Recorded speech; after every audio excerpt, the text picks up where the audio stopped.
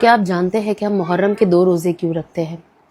تو جب نبی پاک صلی اللہ علیہ وسلم نے دیکھا کہ جو یہود ہے وہ 10 محرم کو روزہ رکھتے ہیں تو انہوں نے پوچھا کہ یہ 10 محرم کو روزہ کیوں رکھتے ہیں؟ تو انہوں نے کہا کہ یہ لوگ موسیٰ علیہ السلام کے لیے رکھتے ہیں، بیکاز 10ویں محرم کے دن اللہ سبحانہ و تعالیٰ نے موسیٰ علیہ السلام کے لیے جو دریا ہے اس کا 2 حصہ کر دیا تھا تاکہ اللہ سبحانہ و تعالیٰ فرعون کو ڈبا دے اور موسیٰ علیہ السلام کو اور ان کے ساتھ لوگ تھے انہیں بچا لے۔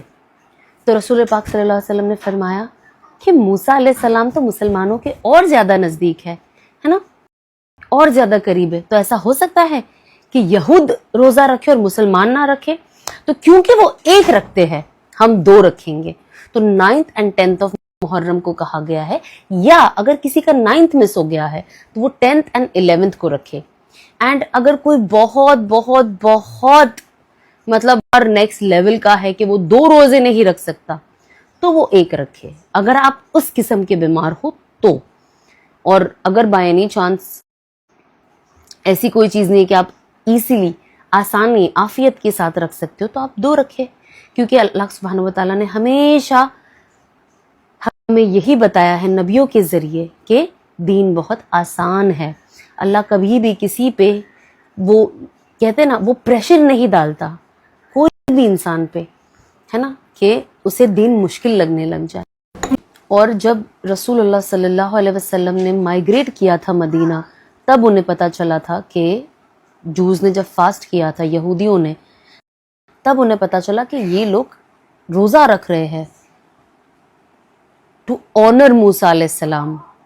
تو انہوں نے کہا that Muslims have more rights on موسیٰ علیہ السلام۔ تو اس ٹائم رسول اللہ صلی اللہ علیہ وسلم نے وہ 1 روزہ رکھا تھا، اور انہوں نے کہا تھا، انہوں نے یہ فرمایا تھا کہ اگر if I live next year، کہ اگر وہ اگلے سال بھی حیات رہے تو وہ 2 روزہ رکھیں گے، 9th and 10th اور 11th بھی ہے لیکن وہ ویکر حدیث ہے، but of course you can keep. تو 9 اور 10 پہ زیادہ زور دیا گیا تھا، بٹ 10 اور 11 بھی بہت روایتوں میں ہے، تو آپ ایزیلی اگر کسی کا 9th مس ہو گیا تو وہ 11واں بھی رکھے۔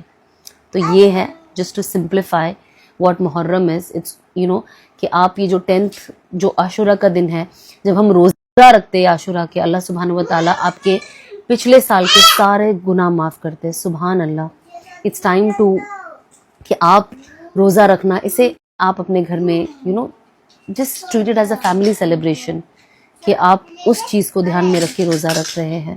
دیٹ اللہ سبحانہ و تعالیٰ نے کتنا آسان کیا تھا سیدنا موسیٰ علیہ السلام کے لیے، امیجن۔ اینڈ یہ ہمیں جو بات ہے کس نے بتائی ہے؟ رسول اللہ صلی اللہ علیہ وسلم۔ اور عاشورہ کے دن روزہ رکھنا سنت بھی ہے۔